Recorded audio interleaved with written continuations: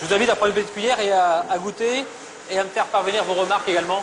Pourtant, quand arrive le moment de comparer leur glace et une autre sans additifs, ils vont pouvoir se montrer fiers du résultat. Laquelle vous préférez? Celle avec stabilisant. Celle avec stabilisant aussi. Oui, pareil. On dirait une vraie crème glacée. D'accord. Pour eux, il n'y a pas photo. Et pour le consommateur non plus. Mais que trouve-t-on exactement dans ces additifs qui permettent de fabriquer des produits light? Et sommes-nous suffisamment informés sur leur composition?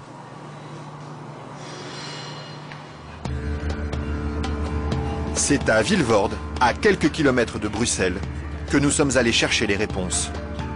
Au bout de cette zone industrielle se cache une usine très discrète, filiale d'un des plus grands groupes chimiques européens. On y fabrique l'un des additifs les plus utilisés par l'industrie, le E441, plus couramment appelé gélatine.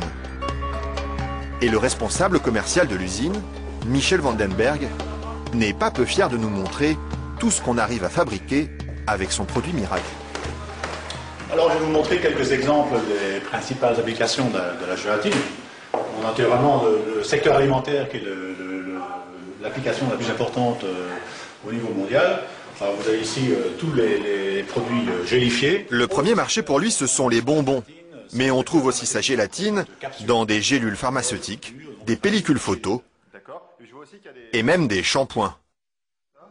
Dites-moi, il y en a partout de produits finalement. Ben, ce serait pas mal qu'il y en ait partout. Mais pour ça, il faut produire toujours plus. Alors ici, l'usine tourne à plein régime. Et la fameuse gélatine de Michel Vandenberg, la voici qui sort, tout au bout de la chaîne.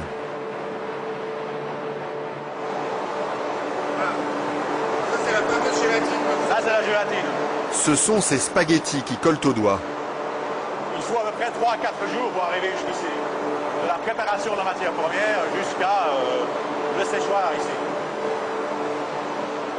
3 ou 4 jours de transformation dans les entrailles d'une usine où ces immenses cuves remplies d'acide et d'eau bouillante font régner une moiteur tropicale.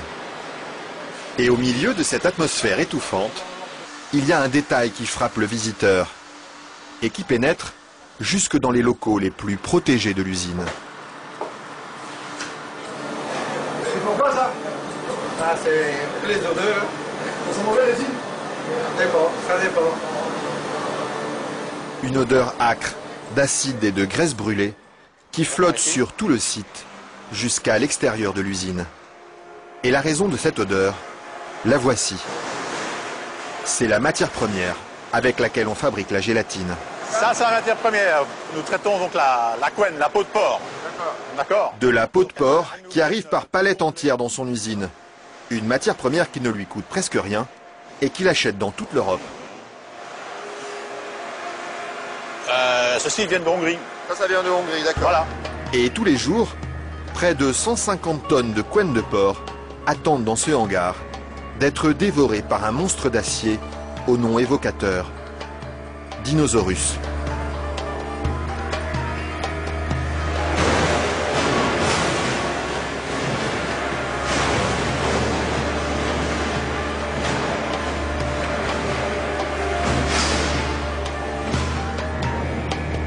Grâce à cette matière première bon marché, Michel Vandenberg parvient à vendre sa gélatine à moins de 5 € le kilo.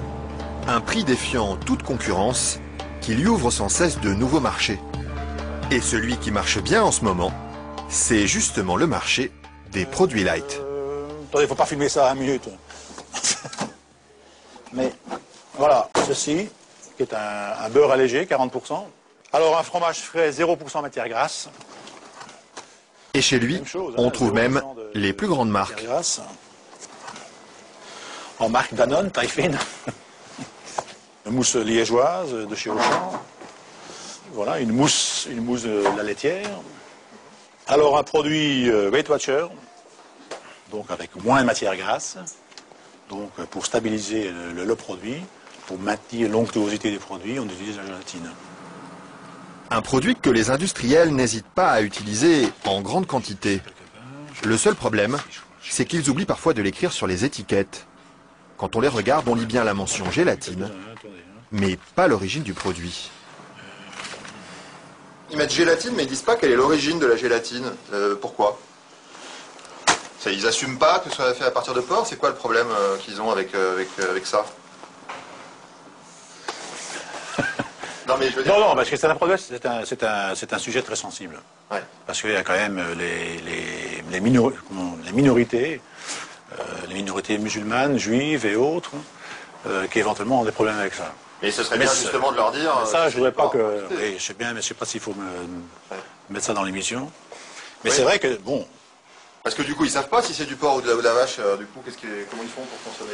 C'est ça le problème, il faudrait peut-être leur dire. Une question qui laisse Michel Vandenberg sans voix et à laquelle aucune marque de l'agroalimentaire n'a souhaité répondre, malgré nos nombreuses sollicitations. À croire que la gélatine de porc est un sujet sur lequel il préfère rester discret.